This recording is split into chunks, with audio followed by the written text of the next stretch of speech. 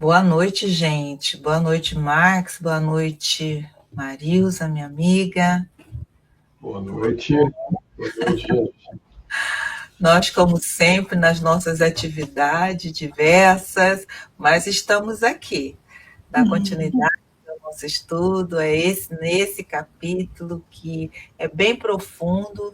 A gente pede aí a compreensão dos amigos que às vezes a gente não pode ir no livro todo, na leitura, né? Porque tem muitas nuances, mas a gente vai tentar fazer o máximo, né, Márcia e Marilza, para a gente estar abordando da melhor forma possível. A Marilza escolheu aí uma parte do Evangelho, entre aspas, por acaso, para nós hoje. Ela vai ler, e aí a gente faz uma prece e vamos começar. Vamos lá. Boa noite, boa tarde, né? Boa tarde, boa noite para todos, para quem está seguindo a gente. Vamos começar muito bem, então, esse estudo, né? Lembrando que a gente não vai esgotar o assunto, mas estimular a leitura e o estudo com esse estudo, ok? Vamos lá para a nossa leitura. Do Evangelho segundo o Espiritismo, o capítulo é o 14, o item é 8, parentesco corporal e espiritual. Os laços de sangue não estabelecem necessariamente os laços espirituais. O corpo procede do corpo, mas o espírito procede do espírito, porque este existia antes da formação do corpo. O pai não gera o espírito do filho, fornece-lhe apenas o envoltório corporal, mas deve ajudar o seu desenvolvimento intelectual e moral para o fazer progredir. Os espíritos que se encarnam numa mesma família, sobretudo como parentes próximos, são, ou mais frequentemente, espíritos simpáticos, ligados por relações anteriores que se traduzem pela afeição durante a vida terrena. Mas pode ainda acontecer que esses espíritos sejam completamente estranhos uns para os outros, separados por antipatias igualmente anteriores, que se traduzem também por seu antagonismo na Terra, a fim de lhes servir de prova. Os verdadeiros laços de família não são, portanto, os da consanguinidade, mas os da simpatia e da comunhão de pensamentos, que unem os espíritos antes, durante e após a encarnação. Donde se segue que dois seres nascidos de pais diferentes podem ser mais irmãos pelo espírito do que se fossem pelo sangue. Podem, pois, atrair-se, procurar-se, tornar-se amigos, enquanto dois irmãos consanguíneos podem repelir-se como vemos todos os dias. Problema moral que só o Espiritismo podia resolver pela pluralidade das existências. Não por acaso que hoje nós vamos falar da vida além da morte. Então a gente, a Lu falou, ao acaso? Não. Eu falei, não, ao acaso não, nada é ao acaso, né? Tudo está na sintonia e na vibração.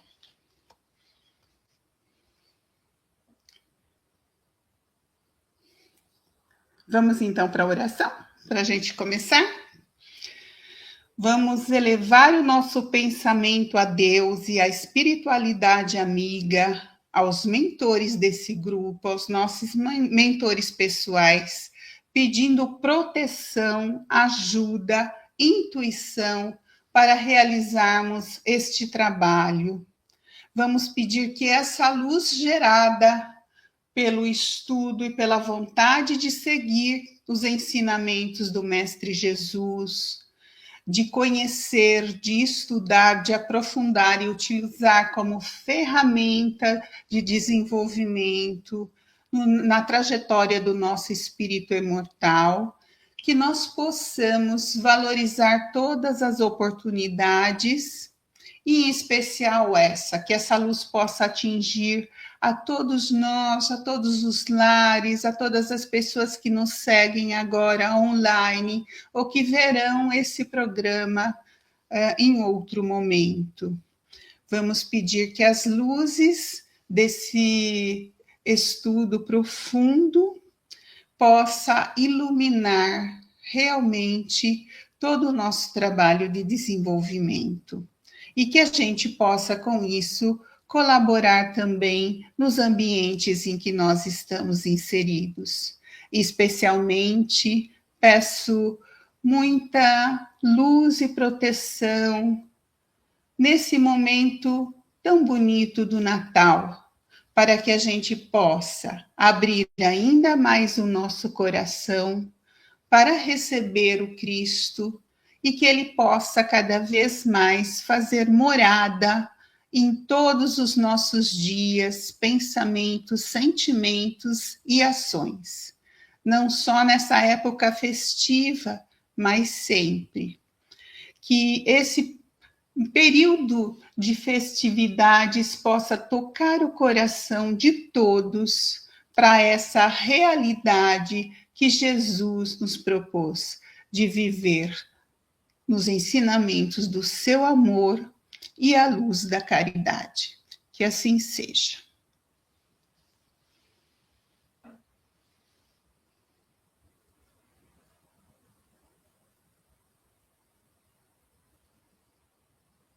Que assim seja.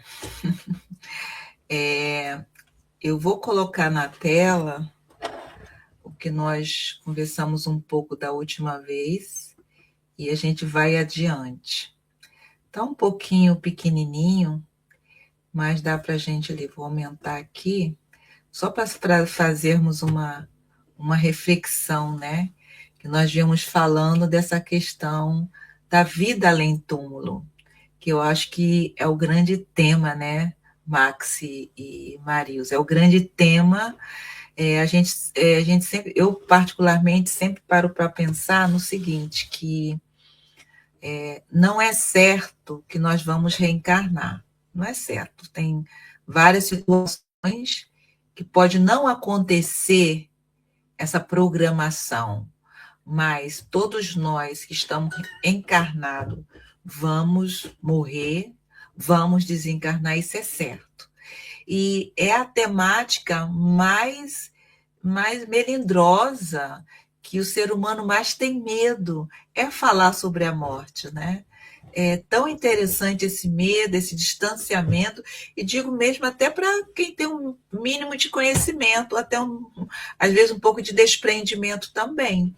Então é um tema delicado, sim, não quer dizer que nós espíritas, ao pensar sobre esse tema, a gente não sofre, não é pensar que quando alguns de nós retorna para casa, não há o sofrimento, não há a saudade, né? Existe sim, mas é importante que falemos mais sobre isso para ficar mais claro, né?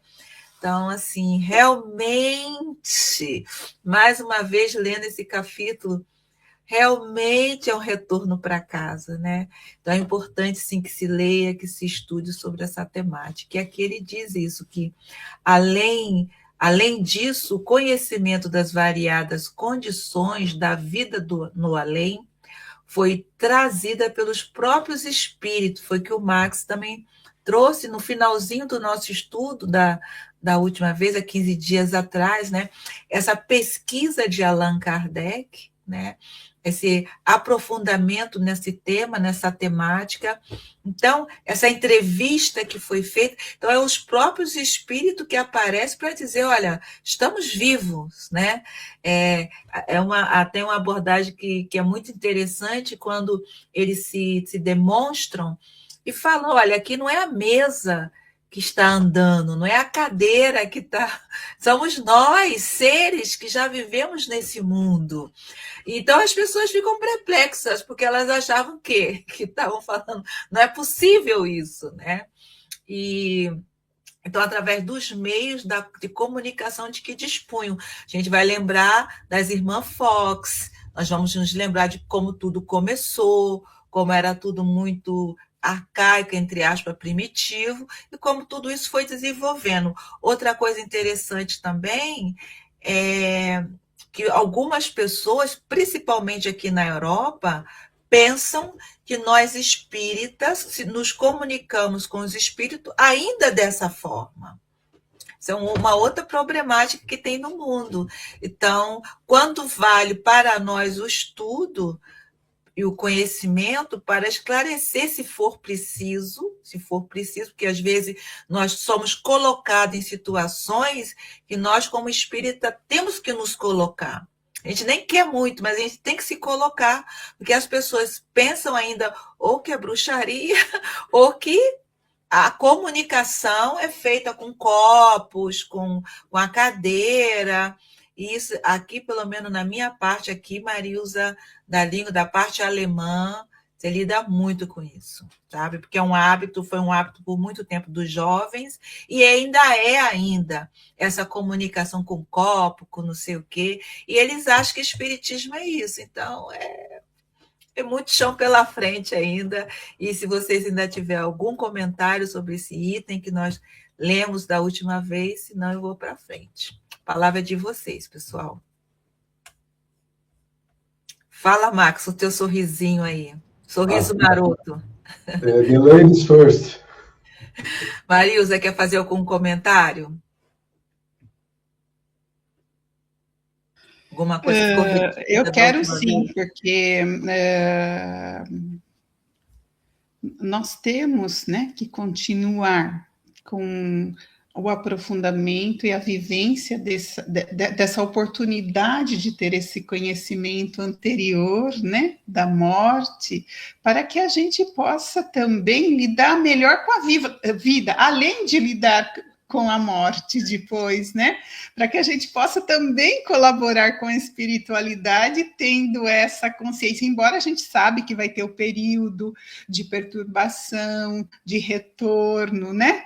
Mas que a gente, acima disso, saiba lidar bem com a vida. Então, tendo esse conhecimento que nós vamos levar tudo aquilo que nós vivenciamos aqui, acreditamos, vibramos, vamos levar também para depois da morte. Então, é uma continuidade da vida, é uma continuidade da vida do espírito imortal. Então, não podemos achar, né, e infelizmente ainda está muito longe, como você acabou de dizer, da percepção e do conhecimento de muitas pessoas, de que nós vamos vivenciar depois da morte exatamente aquilo que nós estamos vivendo hoje, ou seja, se a gente tem bons sentimentos, se a gente tem prática no bem, confiança em Deus, é isso que a gente vai levar, né, para depois da morte. Então, eu gostaria também agora de ouvi-los. Kardec classificou o estágio do espiritismo em 3 estágios, 3 etapas. Primeiro, a curiosidade pelos fenômenos. Depois, a consequência moral do que se depreendeu do contato com os espíritos. E, por terceiro, a prática do espiritismo na moral cristã. Então, o que nós vemos é que ainda tem muita gente que está na primeira fase. Tem alguns que já chegaram na segunda e muito poucos na terceira. Então, o fato é que nós não podemos apressar o rio, né? Cada um corre segundo o seu ritmo. O que nós podemos fazer é o que Kardec fez, oferecer a doutrina com todo o conteúdo que ela dispõe, e cada um examina conforme a sua própria ótica, né? E cada um alcança conforme o que consegue.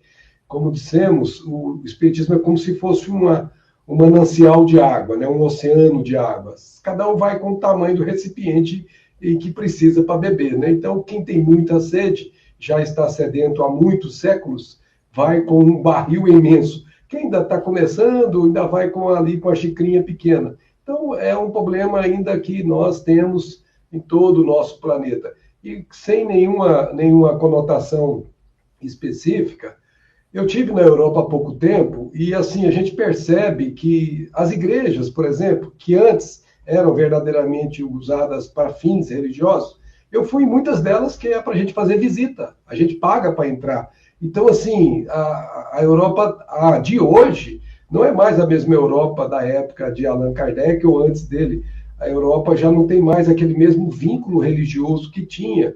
Então, assim, o aspecto moral ainda fica secundarizado no viver da Europa atual. É por isso que andam dizendo alguns espíritos que Francisco de Assis já renasceu aí na Europa como um agente para poder fazer com que a Europa volte para o lugar que ela teve, que é o lugar religioso dela. Então, a gente tem que ter paciência e continuar seguindo, levando a mensagem. Se conseguiremos atingir o propósito, é outra história. Cada um segue conforme a sua batuta, né? Nós não podemos apressar o rio. Você falou muito bem. Eu gostaria de ressaltar, né, principalmente porque eu estou na Itália e onde se pensa que todo mundo tem uma religiosidade e não é bem assim, né? Tem muitas pessoas que têm, mas tem muitas pessoas que estão muito Estão nem distantes aí. de ter uma religiosidade, né, de ter uma fé, principalmente a católica, já que nós estamos falando do Vaticano aqui dentro, e enfim. Mas eu acredito que é isso, né? A gente vai também levando a nossa mensagem através do nosso jeito de ser, né? Então, já com esses conceitos interiorizados, a gente tem oportunidade de levar também esses conceitos através das interações e do nosso jeito de atuar também, além de falar, né? O jeito de atuar dentro das condições. Eu estava pensando também dentro dessa ideia que há de haver também uma própria curiosidade mesmo, né? Uma desconfiança, alguma coisa sobre determinadas coisas, né? Por outro lado, também o niilismo, no sentido do não acreditar no nada, também está muito presente, não só aqui, mas no mundo. Basta ver como que a sociedade está encaminhando. E a gente vê, até mesmo dentro das religiões, porque parece-se que a pessoa não acredita nesse Deus ou nessas coisas que ela prega, porque vive de outra forma também, né? Então a gente vai percebendo que não só as religiões, com as suas responsabilidades de trazer uma religiosidade para a humanidade, e nós também, dentro dessa procura interior também, né? Eu vou pedir ao Max para ler para a gente, Max, pode ser? Não sei se dá para ir para você, se é pequeno. Sim, tá ótimo. Parágrafo 9º. O nascimento é como uma morte para a alma. Ele a fecha com o seu corpo etéreo, no túmulo da carne. O que chamamos morte é simplesmente o retorno da alma à liberdade, enriquecida com as aquisições que pôde fazer no curso de sua vida terrestre. Então, isso aqui é muito importante, porque, no fundo, é simplesmente mudança de dimensão. Sai-se de uma dimensão mais densa e vai para uma dimensão mais sutil. O fato é que quando você está aqui e larga o corpo, você morre aqui para quem ficou, mas você chega lá no mundo espiritual para quem te espera. É o nascimento para quando você vai do lado de lá. Se você agiu conforme as nobres leis aqui do nosso evangelho, as leis de Deus, você chega de lá com esperançosos abraços, alegrias e sorrisos, todo mundo te esperando. Mas quando você vem de lá para cá, basta você ler o livro Missionários da Luz, capítulos 12 a 14, a reencarnação de Segismundo. São mais de 150 pessoas que vão lá no dia da despedida dele para despedir, e as pessoas tentam estimulá-lo, mas é como se fosse uma morte dele para o mundo espiritual e um novo nascimento aqui no mundo físico. Então, gente, tá aqui ou tá lá, tanto faz. O importante é estar bem, fazer o melhor para você aqui ou lá, fazer o que é de acordo com a sã doutrina do nosso Pai Celestial. O resto é tudo processo, é um processo que tem leis que funcionam e regimentam isso sem que nós tenhamos que participar de nada, né?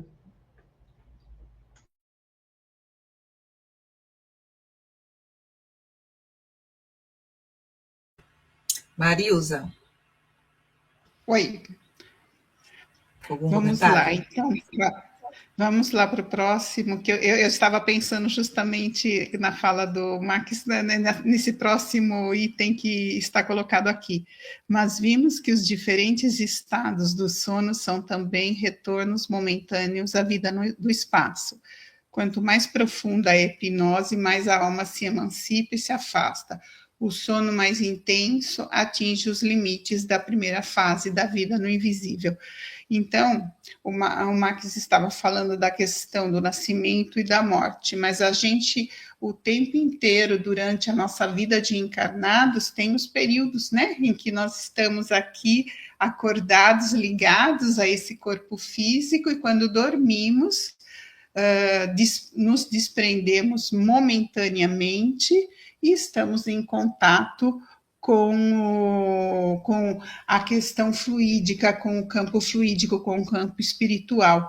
Então, é nesse momento de interação que a gente pode continuar as nossas reflexões, as nossas aprendizagens, as nossas, enfim, fazer tantas coisas de acordo com como está a nossa vibração. Por isso que é muito importante, como eu já disse, nós levamos para todos os lugares aquilo que somos, aquilo que acreditamos, aquilo que sentimos, aquilo que expressamos verdadeiramente. Então, no sono, nós também temos a oportunidade de continuar essa interação e essa aprendizagem, essa atuação mesmo no mundo espiritual.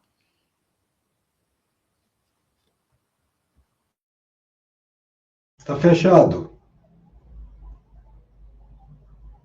A atualidade mesmo diz que nós, todo dia, ao ir dormir, a gente está aí fazendo quase que um treino para esse nosso regresso a essa nossa realidade, né?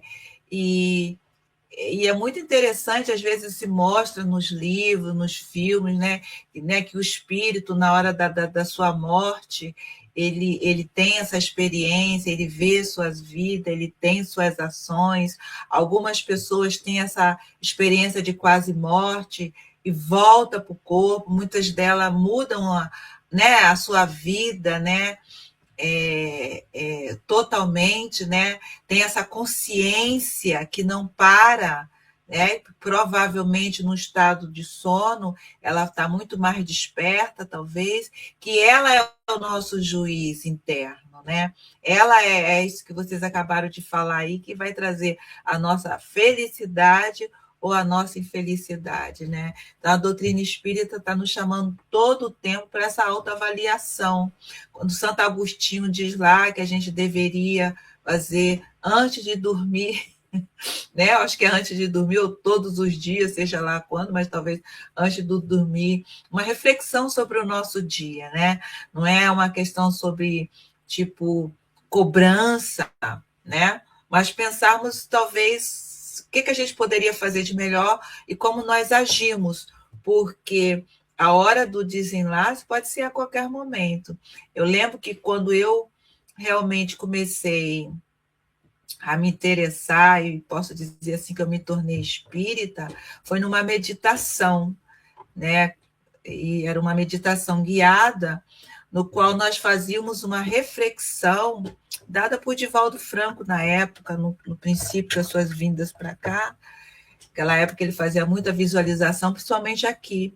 Então, nos dava a reflexionar o que nós faríamos se nós tivéssemos, vamos supor, começava, acho que com 1 ano de vida. Eu tinha 1 ano para ainda na Terra. Depois ia diminuindo, 8 meses, 6 meses. Aí chegava 1 mês, e até chegava 15 dias, e faltava 1 dia.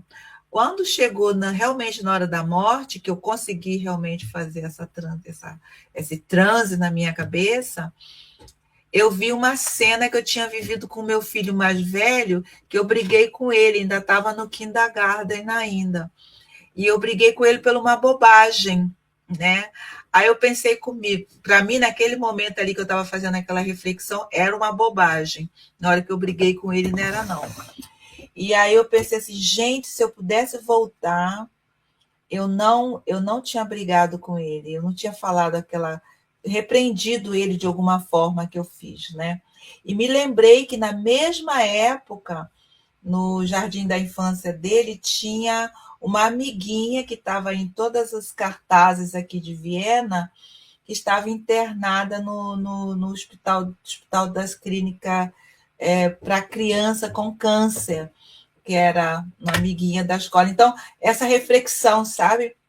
Criança da mesma idade, uma numa situação né, bem difícil, que eu creio que ela sobreviveu, e outra eu brigando ali, sei lá, com uma bobagem que eu não lembro mais o que é. Então, o sentido da vida, né, o que a gente faria diferente, os abraços que a gente daria, o sorriso que a gente daria,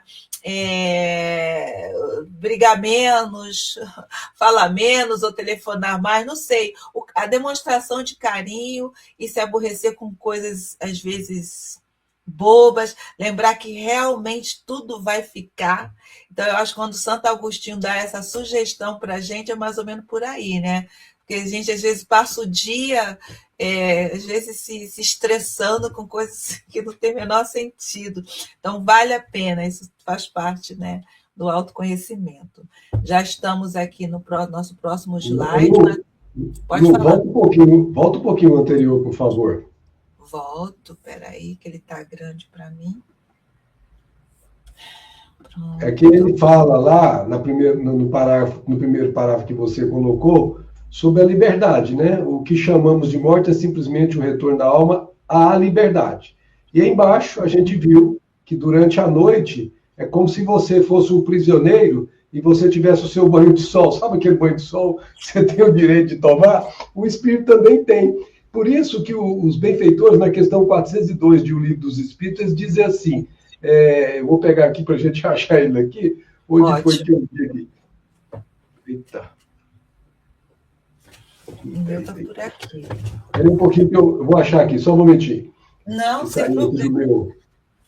Saiu do meu controle aqui. Aqui, ó, tá aqui. Questão 402 diz assim, o sono é a porta que Deus lhes abriu para que possam ir ter com seus amigos do céu, ou seja, do plano espiritual. E eles usam uma expressão, eu acho maravilhosa, é o recreio depois do trabalho, enquanto esperam a grande libertação, a libertação final que os restituirá ao meio que lhes é próprio. Você já viu menino de pré-primário, segundo ano, terceiro ano primário, quando dá o sinal do recreio, aquele sai todo mundo gritando, pulando, é exatamente isso aqui que o espírito faz. Ele sai, porque esse corpo aqui, com todo respeito, aliás, eu gosto muito do meu, viu? Estou depreciando o meu, não. Ele é vamos dizer assim, uma cadeia para o espírito, ele fica preso aqui, os potenciais dele se reduzem absurdamente. E ele, quando tem a oportunidade de dormir, ele sai e vai buscar os interesses que lhe aprazem. Então, os interesses variam. Tem gente que vai para o céu, mas tem gente que vai para um lugarzinho que eu não quero nem contar como é que é, viu, gente?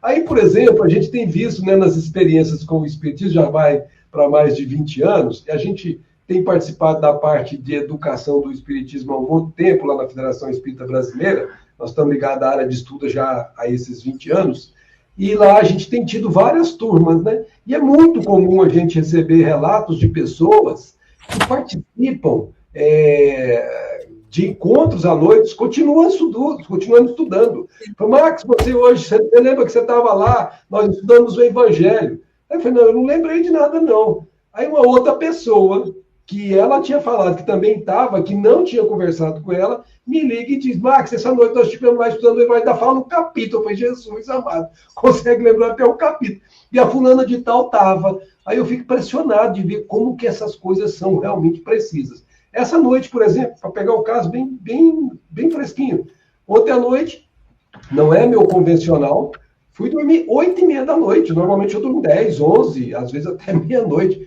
mas ontem bateu um sono, e eu sei que quando bate um sono, lá em cima está dizendo, vai para a cama, meu filho, tem que trabalhar. E eu vou para a cama e durmo feito um passarinho. E aí dormi, me lembrei parcialmente dos sonhos, me encontrei com pessoas que realmente estavam até um dos colegas estudando um livro que aparecia para mim lá, The Book of the True. O livro estava estudando em inglês, eu falei, meu Deus do céu, em inglês? E aí a gente vai ver, né, que várias pessoas que a gente trabalha nesse campo, elas se encontram para continuar estudando no mundo espiritual, ou para fazer as coisas que você... Ao vivo e a cores. Hein? A gente se encontra ao vivo e a cores. Pois é, então, assim, por isso que falou que é o recreio. É a hora que você tem uma sensação boa de ver como é bom ser espírito livre, né? Não é que ser reencarnado a gente deva largar a mão, não é isso. É que quando a gente está aqui, a gente sabe que nós estamos no mundo de provas e expiações e que tem que cumprir as provas, então dá trabalho. Então, quando a gente sai para esse recreio, oh, que alegria! Eu estou esperando bater o sim de novo agora para ir para o recreio. Mas aí é que justamente entra, né? Como a gente vai acumulando as experiências, informações, as coisas que fazem sentido, a preparação para o dormir, né? A preparação através de se desligar das preocupações, do telefone, ou de assistir coisas menos positivas, enfim, de começar um trabalho de relaxamento e de sintonia, principalmente através da oração, porque daí eu vou auxiliar esse processo do dormir bem e aproveitar esse recreio. Eu vou me preparar para esse momento, né?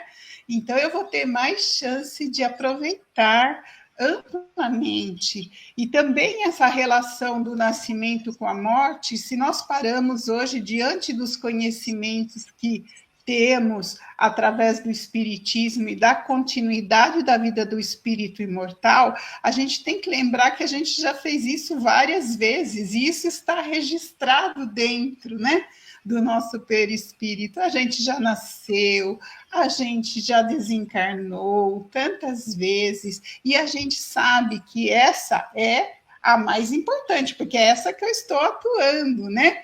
Então, eu preciso estar muito consciente disso nesse período em que eu estou atuando como um espírito encarnado, tendo essa experiência de evolução dentro da carne. Mas eu sei que eu estou aqui de passagem.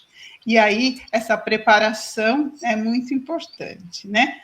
Como eu disse, principalmente para dormir, né? E para aproveitar as boas experiências de aprendizado nesse período. É certo que às vezes tem insônia, mas o que representa a insônia? Às vezes é preocupação, às vezes é algum tipo de mal-estar. Então, nada melhor do que quando ela surgir, que a gente possa se acalmar também, através do relaxamento, da oração, para a gente ressintonizar com a espiritualidade amiga e poder aproveitar o período da noite. Muito bom. E vocês dois já adiantaram o nosso próximo item, né? Que aqui ele diz que, na realidade, as palavras sono e morte são impróprias. Quando adormecemos para a vida terrestre, despertamos para a vida do espírito. Então, tem a ver com o que o Max nos trouxe e com o teu fechamento, né? Porque aí tem essa preparação que seria boa, né? O mesmo fenômeno produz-se na morte, só difere por sua duração. Então, aí parece que nos pede, então, uma preparação diária, uma preparação constante, que é isso que a gente está tentando quando a gente está trabalhando em nós mesmos. Quando se fala em reforma íntima, em autodescobrimento, essa autoiluminação, talvez seja palavras diferentes para falar a mesma coisa sempre. É encontrar o sentido da vida, né? Encontrar o porquê de estar aqui, o sentido disso tudo. E essas leituras dos nossos livros nos ajudam muito. Tem, claro, outros livros, com certeza outras religiões, dá suporte àquele que a pessoa, dentro da sua naturalidade, necessita, precisa. A gente só sente, puxando a farinha para o nosso saco, que a doutrina espírita nos dá uma amplitude bem ampla, com todo respeito, né? Ela nos dá, assim, aspecto bem, um leque, assim, de possibilidades que nos abre, que é inesquecível. Eu vejo que muitos de nós talvez seja espírita, somos sim, talvez, alguns espíritas pela primeira vez, e aqueles que estão conseguindo aí fazer essa caminhada, com certeza na próxima reencarnação voltarão espíritas, porque é tanta coisa, é tantas nuances, é tanto detalhe e é fascinante. E é fascinante, que nos facilita a vida e facilita esse nosso caminhar e esse nosso estar aqui na Terra. Um lado a gente vê tudo, né, que está acontecendo, que nós vivemos nesse planeta, e a doutrina espírita traz essas outras nuances, principalmente no olhar de Leon Denis, né, de Emmanuel, de Joana de Ângeles, essa positividade que eles nos trazem, que nos dá prazer de viver aqui na Terra, ainda com um sorriso no rosto ainda, né? Então, o povo pergunta, nossa, como é que vocês conseguem? É a doutrina espírita. É a doutrina espírita que tira essa carga pesada das nossas costas. Vocês querem falar mais alguma coisa? Porque vocês já fecharam esse item aqui. E só lembrando, a doutrina espírita não está só aqui na Terra, né? Se você pegar o caso do livro Ação e Reação, você vai encontrar no capítulo 16 o caso de Adelino. Adelino conheceu o espiritismo no mundo espiritual, estudou espiritismo lá, se preparou para vir e quando chegou aqui na Terra cumpriu e tornou-se um espírita praticante sem ter conhecido o espiritismo na Terra. Olha que interessante. Mas ele trazia toda a bagagem do espiritismo que ele tinha desenvolvido. Ele chegou no mundo espiritual. Eu não lembro direito desse detalhe. Ele chegou no mundo espiritual, não era espírita, se tornou espírita depois no mundo espiritual, depois que foi socorrido. Ele estava numa condição bem complicada no mundo espiritual, foi socorrido, trabalhou, inclusive fez obras sociais importantes lá e veio reencarnar. E aqui na Terra ele usou exatamente os conceitos espiritistas que estavam já internalizados nele e praticou esse espiritismo. Então a gente pode estudar aqui na lucidez, no dia a dia aqui como nós estamos, como podemos estudar durante o sono. São escolhas nossas. As suas afeições, as suas preferências é que vai determinar o que você vai encontrar no mundo espiritual. Como Marisa falou, se você não se prepara, se você não começa a mudar os seus interesses, gradativamente você vai continuar sendo no mundo espiritual aquele ser que às vezes você não se mostra aqui, porque você põe uma persona que tampa quem verdadeiramente você é, e lá no mundo espiritual, como diz aqui na cidade de Brasília, você solta as frangas, né? Você vai para o mundo daquilo que você não faria na frente dos outros, mas no mundo espiritual você faz. Então, muito cuidado, porque o sono ele te remete para lugares que você anseia, que você deseja. E se você tem desejos pouco elevados, cuidado, trate de modificar enquanto há tempo. Para reforçar, livro Libertação tem um caso em que o André Luiz descreve a quantidade de pessoas que estão lá numa cidade estranha, mundo espiritual inferior, maquinando coisas ruins para fazerem aqui na Terra depois, quando voltam para a Terra. Então, muito cuidado. Você irá para onde você buscar. No livro No Mundo Maior, estou dando bem uma margem de estudos para a gente poder ver. Mundo Maior. Tinham 3 pessoas fazendo um curso de mediunidade para encarnados no mundo espiritual. André Luiz disse que tinha 3 que faltaram naquele dia, não tinham chegado, foram visitar. Cada um deles estava envolvido com seus interesses mais profundos e o interesse da mediunidade ainda não era o interesse principal. Então, se a gente for olhar, é complicado as coisas que a gente guarda dentro da gente, que a gente realmente, verdadeiramente são elas que nos levam para o lugar no mundo espiritual que a gente quer. E aí, complementando o que você disse, né, uma coisa concreta que a gente pode fazer cotidianamente é procurar ser o mais verdadeiro conosco mesmo, porque a gente conta mentira para a gente. E aí a gente acredita na mentira para amenizar, né? Às vezes a nossa dificuldade com certos assuntos que a gente ainda não consegue lidar bem, né? E inventa mentiras para a gente. Mas o importante nesse processo de autoeducação, né?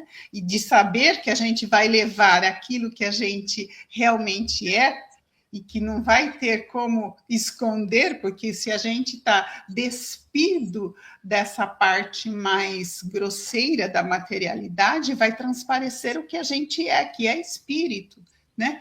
Então, a gente já pode começar a fazer pequenos exercícios desse, de olhar as questões, principalmente, que nós temos mais dificuldades, e ver o que a gente pode fazer de concreto para aceitar num primeiro momento, e aí ver o que pode ser feito, né? E quando se é uma questão muito ampla, vamos dividir em pequenas partes e todo dia fazer uma pequena parte rumo a esse ir de encontro para o desenvolvimento dessas questões que são importantes para o nosso espírito, e a gente sabe quais são, né?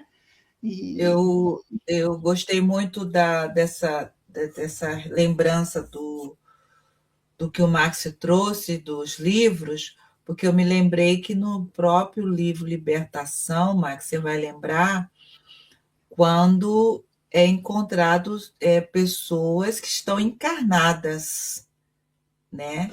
Elas estão encarnadas, são reconhecidas, então, como a gente está falando de sono, elas no seu sono, na sua hora de sono, elas estão indo para essa zona. Então, é reconhecido pelos benfeitores espirituais lá, se eu não me engano, pelo cordão umbilical, né? São reconhecidos que estão de formas terríveis, né? E ali, num acasalamento ali com as suas ideias, com a espiritualidade inferior, mas estão encarnadas. Então, é um ponto também de reflexão. Max, vou pedir para você ler para a gente, pode ser? Por favor, já traça teus comentários. A situação do espírito depois da morte é consequência direta de suas propensões, o que falávamos, para a matéria ou para os bens da inteligência e do sentimento. Se os pendores sexuais dominam, forçosamente o ser se mobiliza nos planos inferiores, que são os mais densos, os mais grosseiros. Olha, curiosamente, nós temos um caso no livro que nós falamos, que é o livro No Mundo Maior, se não me falha a memória, que era um dos 3 que participavam do curso da mediunidade, e que quando André chegou junto com o outro benfeitor para poder saber o porquê, sabe como é que eles encontram o sujeito? Como dizia o outro, pegou no pulo. Tinham 2, eu vou chamar aqui num nome bem entre aspas aqui, 2 quengas, que eram, com todo respeito às meninas, eram bem baixas, falando do ponto de vista espiritual. Eram pessoas de baixo nível espiritual, mas ligadas a ele sexualmente. E ele foi quem chamou-as, não foram elas que foram atrás dele. Pelo pensamento, pelos desejos incontidos, ele tinha relação direta com elas. E ele fez uma escolha: ir para o mundo inferior para dar vazão às suas propensões sexuais pervertidas, ou ir para o mundo espiritual e estudar a mediunidade, que era o que ele estava buscando aqui na Terra. Então, essas propensões que a gente alimenta durante o sono, a gente vai continuar com elas depois da morte. Só que, cuidado, durante o sono você volta para o corpo de carne, você volta para o esconderijo. Mas, durante a morte, não tem volta, não. É definitivo, como nós vimos a questão anterior, no parágrafo anterior. É só uma questão de duração. A duração é total depois que está do lado de lá. Então, preparar-se para o sono, como a Marisa colocou muito bem, é preparar-se para a morte. Porque se você faz isso diariamente, você está se preparando diariamente para morrer. Porque cada noite que você dorme, você está experimentando um pouquinho da morte. Você está examinando como é a morte. Só que você volta. Vai chegar um momento que você vai fazer isso e não vai voltar. Então, para onde você irá? Onde é que você tem andado? Por quantas você anda buscando? Então, pensa nisso. De novo, é aquela velha frase que a gente colocou. Você tem que ver que anseios você está buscando, matéria ou espírito. Se você busca matéria, trata de ver que você não é matéria. Matéria é meio, você é espírito. Matéria é meio para o espírito progredir. Então, o espírito progredir é o fim. Então, a gente tem que perceber onde é que nós estamos colocando as nossas fichas. Porque se tem uma coisa muito certa para todos nós, é que todos nós vamos. Não tem ninguém que tem dúvida disso. Só temos dúvida de quando iremos. E como iremos depende de como estamos vivendo aqui. Então, morrer bem significa viver bem, porque morrer, no sentido da palavra, é partir para o mundo espiritual. Então, morrer bem, ou seja, partir por um lugar bom no mundo espiritual, significa que eu vivi bem enquanto eu estava aqui. E viver bem é fazer a vontade do Pai, aqui na terra como no céu. Ou seja, amar ao nosso próximo como a nós mesmos na essência.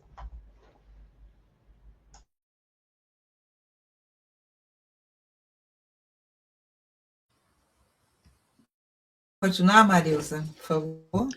Faz a leitura e já dá seu comentário, por favor. Ok. Você finalizou, Max, com o que eu ia colocar, né? Que a melhor preparação para a morte é viver bem. É exatamente isso o que eu estava pensando. Se alimenta de pensamentos belos e puros, eleva-se em direção a esferas que tenham relação com a própria natureza de seus pensamentos. Swedenborg disse com razão: o céu está no lugar em que o homem pôs o seu coração. E essa é uma questão muito importante, né? O cuidado com o que eu penso, o cuidado com o que eu sinto, que depois vai ser o cuidado com o que eu faço, que vão se tornar os meus hábitos, né? Então, é toda uma sequência para o viver bem, para passar por essa experiência encarnatória e também estar se preparando para o retorno na espiritualidade, né? Então, o cuidado com o pensar, com a qualidade do sentir, do fazer, e aí se tornam realmente os hábitos que a gente vai levar depois, hein?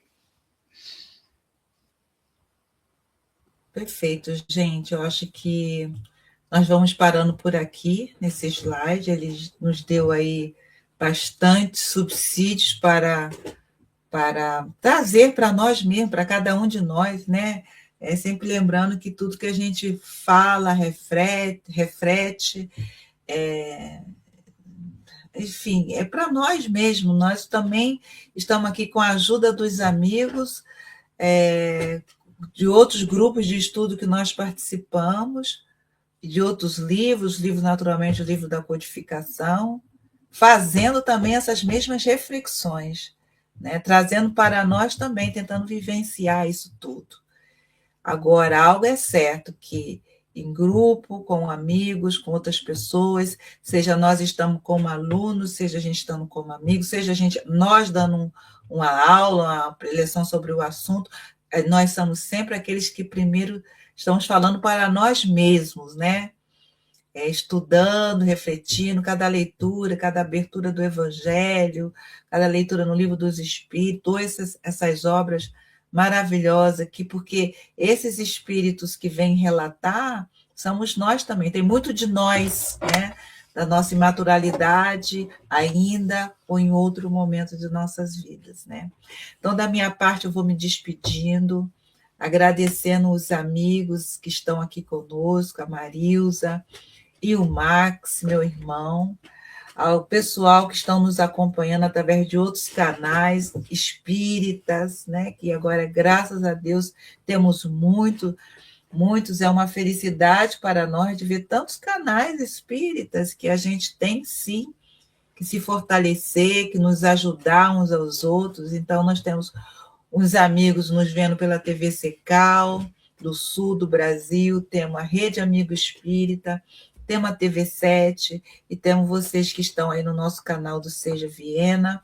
Nós retornamos com esse estudo dessa obra de Leon Denis, que estava parada no nosso canal, mas nós retornamos, até mesmo pela necessidade que a gente sente de estudar Leon Denis, estudar o que ele nos traz. Eu, particularmente, via, quando eu comecei no Espiritismo, quando eu conheci a doutrina espírita, Leon Denis muito distante, eu achava ele distante.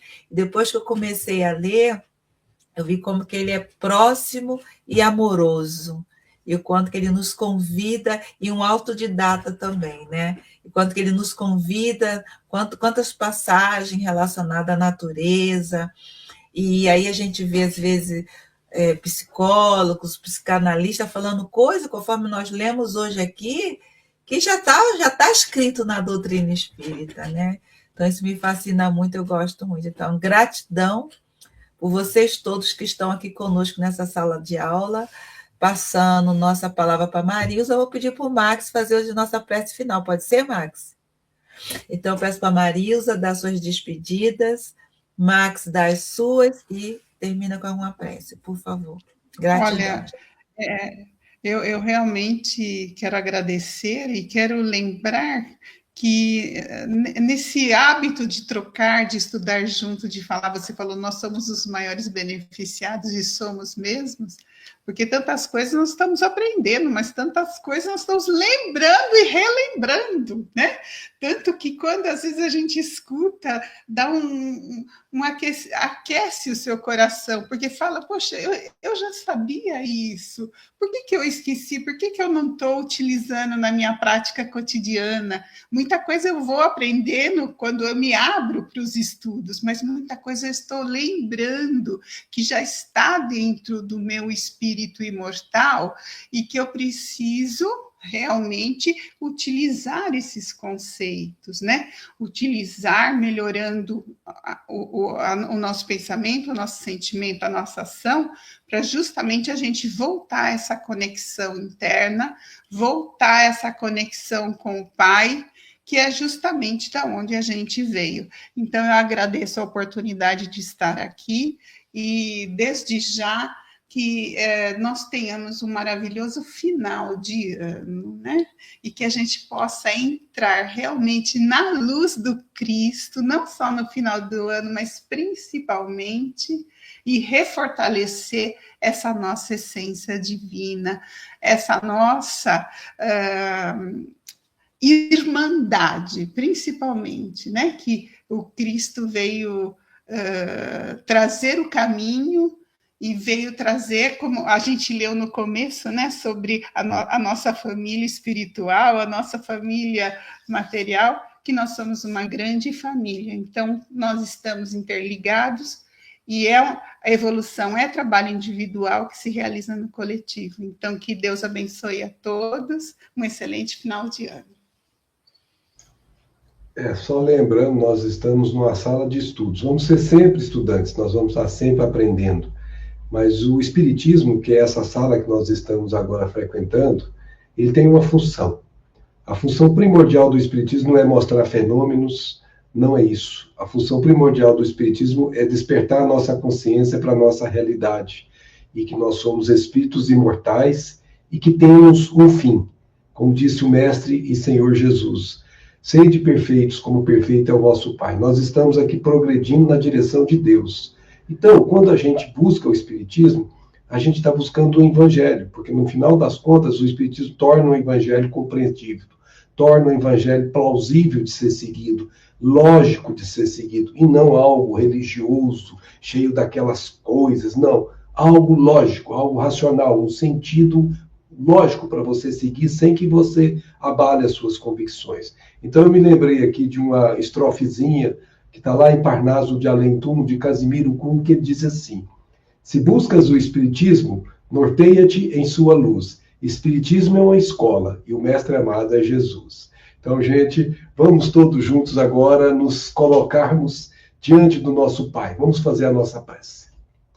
Vamos agradecer a Deus, a Jesus, aos nossos benfeitores, a fim de que possamos nos aproximar pouco mais desses nossos queridos irmãos maiores que nos aproximam de Jesus, que nos aproximam de Deus.